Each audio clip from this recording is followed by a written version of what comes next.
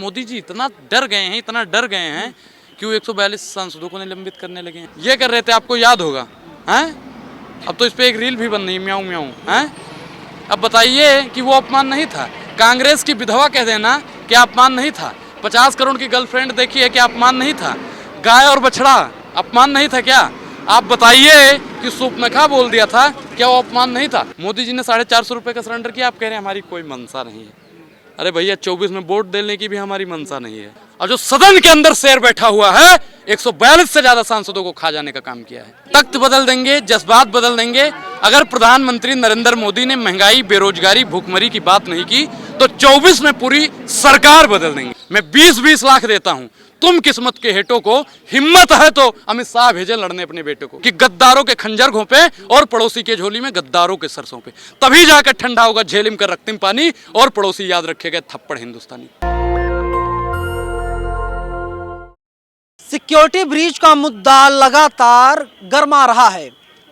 Opposition लगातार नरेंद्र मोदी से, अमित शाह से कह रहा है कि आप लोग कुछ बोलिए, सदन में चर्चा कीजिए, लेकिन सरकार कुछ भी बोलने के लिए तैयार नहीं है। राहुल गांधी हो, खड़गे साहब हो और तमाम जो अपोजिशन के लीडर हैं, वे लोग सड़कों पर आकर के आंदोलन कर रहे हैं और जनता तक अपनी आवाज़ को पहुंचाने की कोशिश कर रहे हैं। मेरे साथ अनुराग ओझा है। कैसे देखते हैं, राहुल गांधी सड़कों पर आ गए, जब सदन में बोलने नहीं दिया गया, सांसदों को सस्पेंड किया जा रहा है, तो सड़क ही एकमात्र रास्ता बचा है। बिल्कुल, जितने भी आंदोलन होते हैं सड़कों से ही आंदोलन शुरू होते हैं। भारतीय जनता पार्टी, जिसके आप लोग हिरण जोशी जी के कहने पर जो काम करते हैं, आप बताइए कि अमित शाह से आप लोग जवाब क्यों नहीं मांगते हैं? मोदी जी से आप लोग जवाब क्यों नहीं मांगते हैं? बीजेपी के नेताओं से जवाब क्यों नहीं मांगते हैं? बताइए कि मोदी जी इतना डर गए हैं कि वो 142 सांसदों को निलंबित करने लगे हैं। ये गलत है या नहीं? छोटे मुद्दों पर मोदी जी, अमित शाह जी नहीं बोलते हैं। अरे भैया, संसद के अंदर अब और कितना बड़ा हंगामा हो जाए, बम फेंक दिया जाए तब बोलेंगे वो। इनकी दीवारें इतनी कमजोर कैसे हो गई, इस पर बात होनी चाहिए। भारतीय जनता पार्टी का आधुनिक, भारत का बना हुआ आधुनिक संसद भवन इतना कमजोर कैसे हो सकता है, ये मेरा सवाल है मोदी जी से। आपकी हिम्मत कैसे हुई कि आप लोग युग पुरुष से सवाल पूछेंगे? नहीं, जैसे आप लोग एक नकली खोखली 56 इंच वाले को आप लोग युग पुरुष कह देंगे, तो मैं उस युग पुरुष से आंख में आंख डालकर सवाल पूछता रहूंगा। जो हर जुल्म से टकराए मैं वो आंधी बनाऊंगा, नए अंग्रेज आए हैं नया गांधी बनाऊंगा।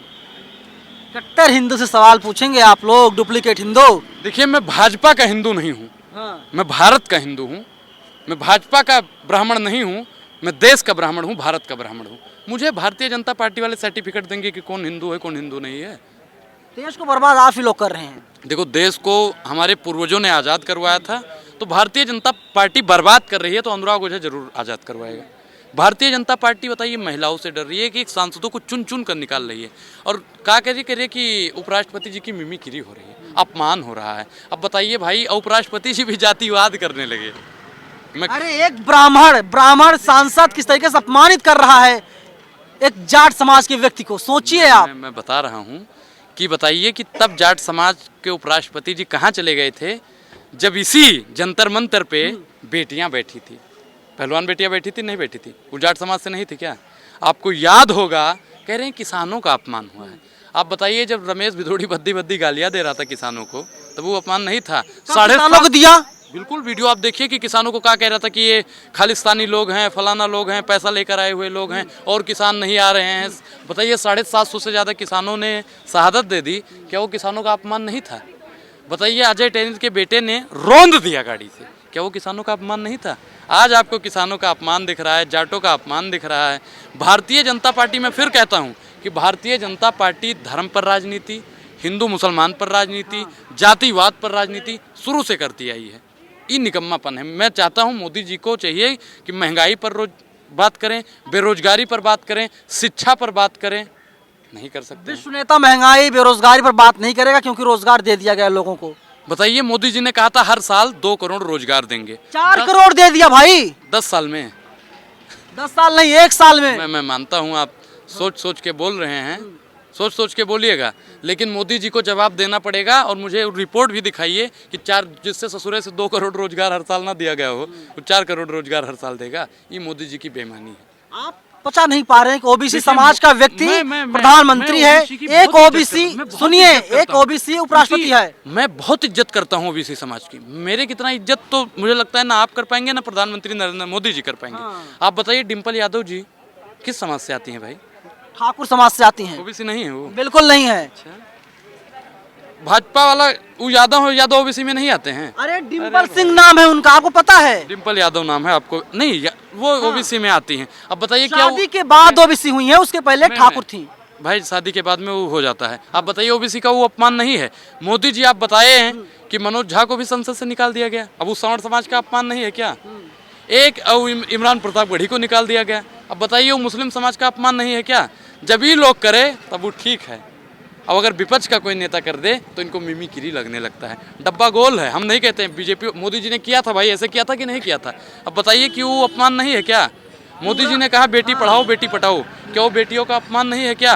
मोदी जी ये कर रहे थे, आपको याद होगा हैं? अब तो इस पे एक रील भी बन रही है, म्याऊं म्याऊं हैं। अब बताइए कि वो अपमान नहीं था? कांग्रेस की विधवा कह देना क्या अपमान नहीं था? 50 करोड़ की गर्लफ्रेंड देखी है क्या अपमान नहीं था? गाय और बछड़ा अपमान नहीं था क्या? आप बताइए कि सूपनखा बोल दिया था, क्या वो अपमान नहीं था? प्रधानमंत्री नरेंद्र मोदी जी जब 2014 में आए तो हम लोगों को लगा कि सिलेंडर जो 450 रुपये का है 150 और 200 रुपये में मिलने लगेगा। हम लोगों ने मोदी जी को इसलिए चुना था।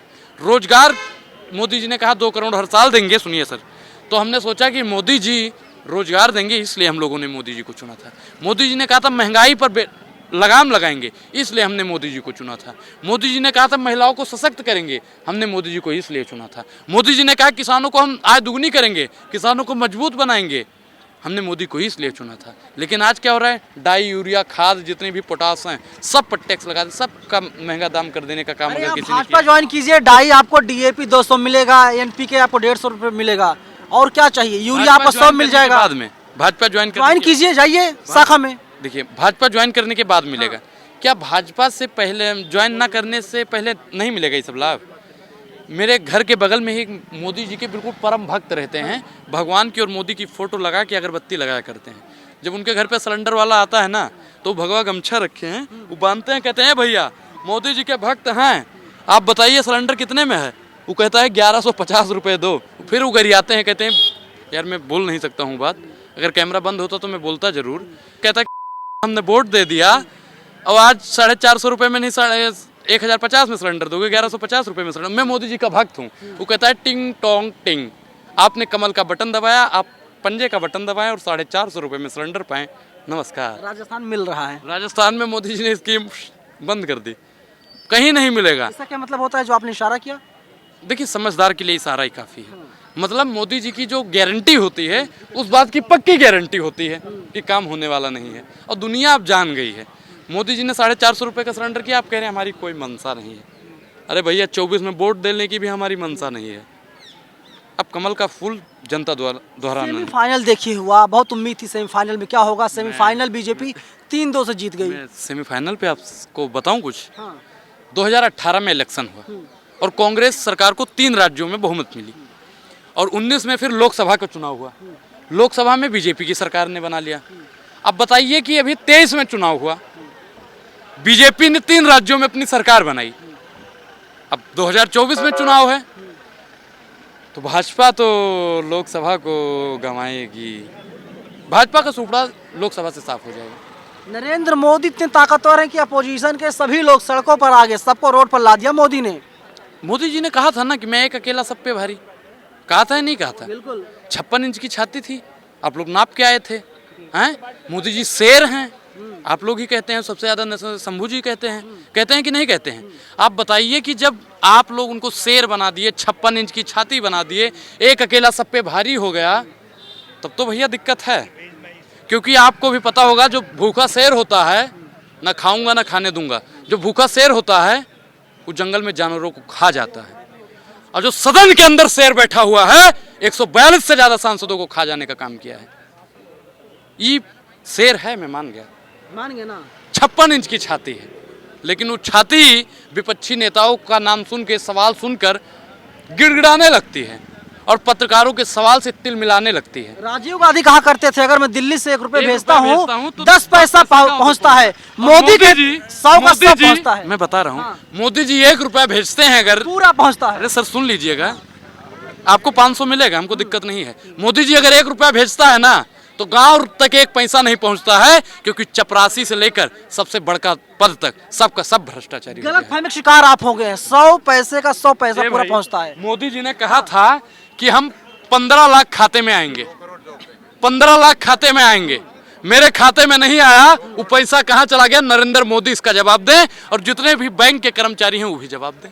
मैं खाता खुलवाया था, हमने खाता खुलवाया था मैडम कि हमको मोदी जी 15 लाख देंगे, मिला खाते में आया 15 लाख, उससे ज्यादा आ गया है, लोगों को मिल गया। सर सुनिए, हमारे घर में 3 लोग हैं, हम, हमारी माई, हमारे बाबूजी। हम सोचे थे 45 लाख आएगा, 2-4 बीघा खेत लेंगे, एक गाड़ी लेंगे, एक घर बनाएंगे आराम से और जिंदगी गुजारेंगे। और मोदी जी ने क्या किया? अच्छा ये सोच रहे हो?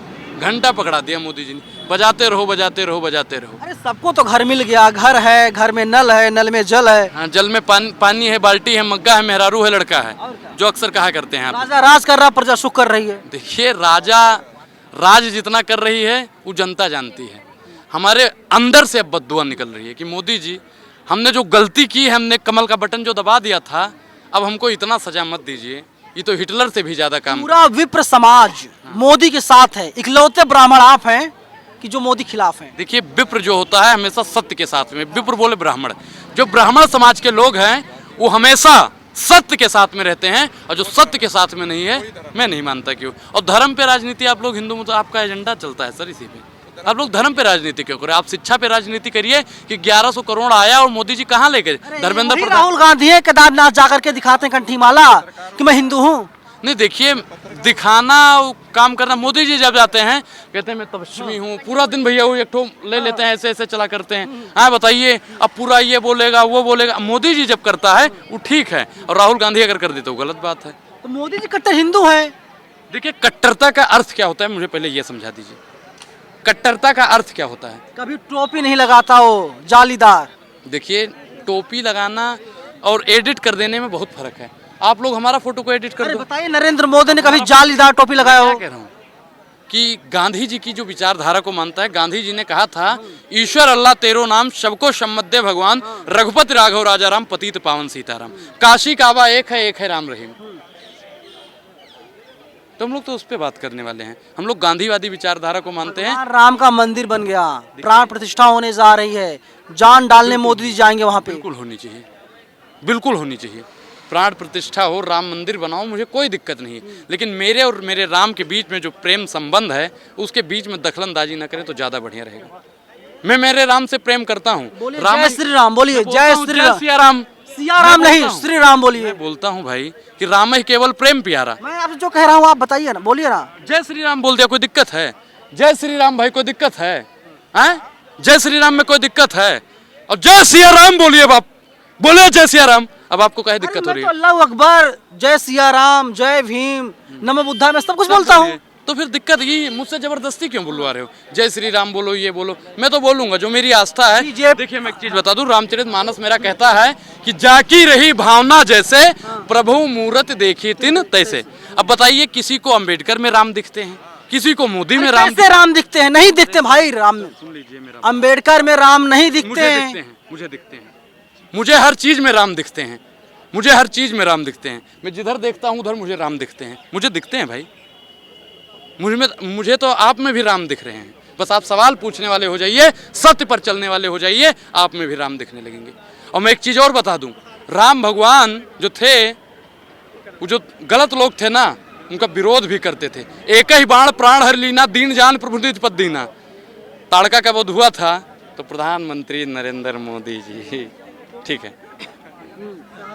क्या होगा 24 में? 24 में क्या होने जा रहा है? देखिए, तख्त बदल देंगे, जज्बात बदल देंगे। अगर प्रधानमंत्री नरेंद्र मोदी ने महंगाई, बेरोजगारी, भूखमरी की बात नहीं की तो 24 में पूरी सरकार बदल देंगे। कौन बनेगा प्रधानमंत्री? राहुल गांधी, खड़गे, कौन? देखिए, वो इंडिया अलायंस तय करेगा। अब देखिए किस तरीके से इंडिया अलायंस फंस गया है। इंडिया अलायंस फंस गया है। ममता बनर्जी ने नाम लिया खड़गे साहब का, केजरीवाल ने सपोर्ट कर दिया। ठीक है। अब राहुल गांधी समझ नहीं रहे क्या किया जाए। बिल्कुल। कोई रास्ता नहीं है। देखिए खड़गे साहब सीनियर हैं और उनमें योग्यता भी बहुत ज़्यादा है, मोदी जी से काफ़ी ज़्यादा। मोदी जी का तो मैं कह रहा हूँ भाजपा का जितना पूरा डिपार्टमेंट है ना भैया, जितना पढ़ा लिखा नहीं होगा जितना खड़गे साहब पढ़ लिए हैं। मोदी जी जिस उम्र में भीख मांग रहे थे उस उम्र में बड़े बड़े कारनामा कर दिए थे। पॉलिटिकल एंटायर साइंस में है हमारे मोदी जी। हमारे मोदी जी मैं बोल रहा हूँ। क्यों हमारे मोदी जी नहीं हैं? हमारे मोदी जी नहीं, आपका एग्रीमेंट हो गया तभी है। तो बोलते हैं मोदी खिलाफ आप। देखिए मैं एक चीज़ बता दूं कि मैं प्रधानमंत्री मोदी जी के खिलाफ नहीं बोलता हूं, मैं उनकी नीतियों के खिलाफ बोलता हूं जो देश विरोधी नीतियां करेगा। अनुराग ओझा उनका खिलाफत करते रहेगा, वो चाहे देश का प्रधानमंत्री हो या देश का पत्रकार हो। मोदी जी देश के लिए जागते हैं, उठते हैं, बैठते हैं, खाते हैं, पीते हैं, सोते हैं। देखिए देश के लिए अगर खाते हैं तो देश के लोगों को खिलाने का काम क्यों नहीं करते हैं? अगर तो दे रहे हैं, राशन तो दे रहे हैं भाई। देखिए राशन दे रहे हैं मोदी जी, अच्छी बात है, लेकिन रोजगार क्यों नहीं दे रहे हैं ये गलत बात है।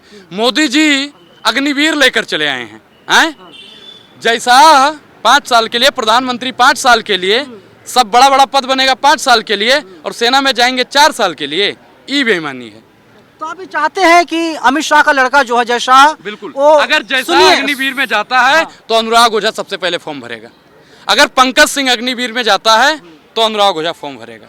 अगर पीयूष गोयल का जाता है तो अनुराग ओझा भी जाएगा। क्या आपके पिताजी गृह मंत्री हैं, रक्षा मंत्री हैं, प्रधानमंत्री हैं, वित्त मंत्री हैं, क्या हैं? तुमने 10-10 लाख दिए थे सैनिक की विधवाओं को, सोचा कीमत लौटा दी थी वीर प्रसूदा माओ को। मैं 20-20 लाख देता हूं, तुम किस्मत के हेटों को, हिम्मत है तो अमित शाह भेजे लड़ने अपने बेटे को। भेज पाएंगे? नहीं भेजेंगे। क्यों?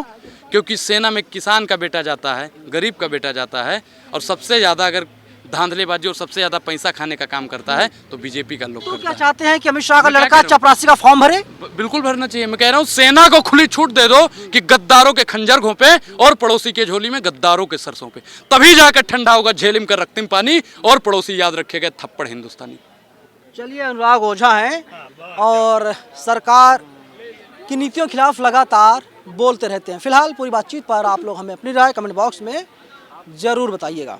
कैमरा पर्सन आशीष के साथ में नवीन कुमार नंदन, नेशनल दस्तक दिल्ली।